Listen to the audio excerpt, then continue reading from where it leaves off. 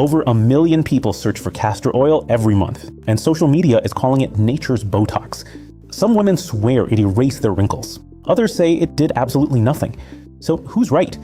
As a dermatologist, I went through the science, and here's what surprised me. Castor oil may make your skin look younger, but probably not in the way you've been told. And before this video ends, I'll show you the 5 biggest mistakes that stop most people from getting the best results, including one mistake that can actually irritate your skin instead of helping it. Let's start with the biggest myth. If you've watched TikTok or Instagram lately, you've probably heard people say that castor oil boosts collagen, removes wrinkles, and works like natural Botox. That sounds incredible. But here's the problem. There isn't strong scientific evidence that castor oil increases collagen production or relaxes facial muscles the way Botox does.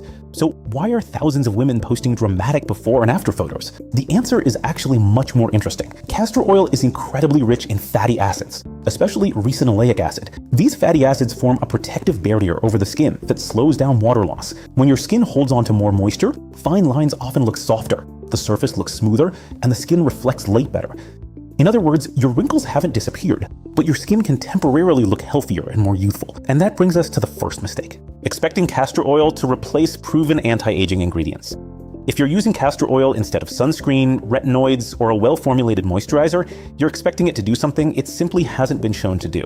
Think of castor oil as the finishing touch, not the foundation of your skincare routine. Now, here's something that surprised even many skincare enthusiasts.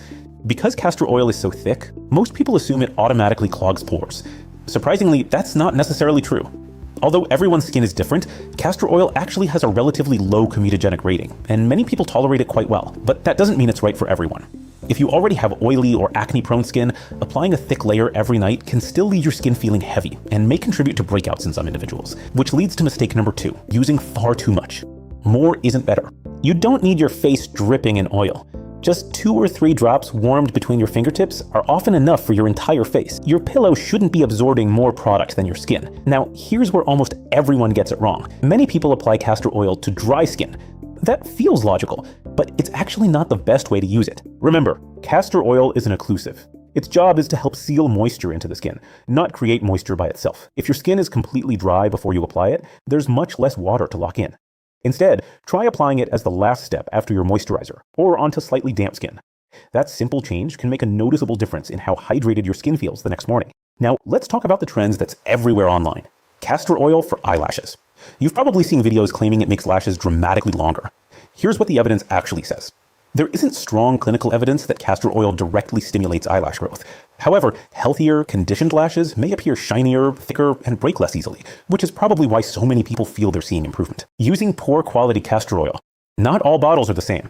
Look for 100% pure, cold-pressed castor oil, without added fragrance or unnecessary ingredients.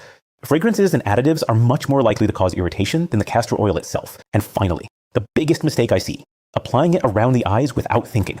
The skin around your eyes is incredibly delicate. If castor oil gets into your eyes, it can sting and cause irritation. If you decide to use it on your lashes, use a very small amount with a clean applicator.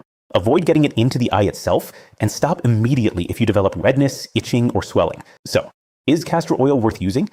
I think it depends on your expectations. If you're hoping it will erase wrinkles, replace Botox, or rebuild collagen overnight, you're probably going to be disappointed. But if you're looking for an inexpensive way to help reduce moisture loss and make your skin feel softer and look temporarily smoother, it may be a useful addition to your routine. The key is understanding what it can do and what it can't. Now, I'm curious, have you actually tried castor oil on your face? Did it make a noticeable difference, or did you feel it was overhyped? Let me know in the comments. Your experiences might help someone else who's trying to decide whether it's worth adding to their routine. Subscribe for more.